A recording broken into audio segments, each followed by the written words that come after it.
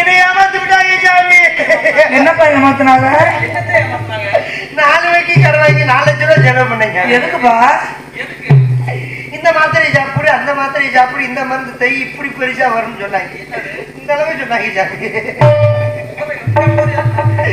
நீங்க தான் சிரிச்சா பெருசா இருக்குன்னு சொல்லிருக்கீங்க.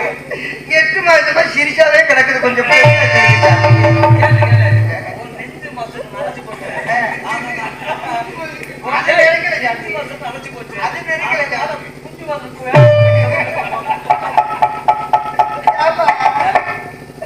உனக்குமா நினைச்சு போச்சு.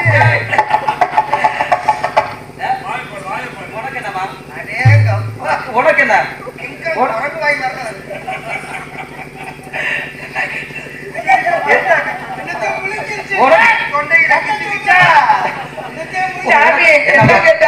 பெருசா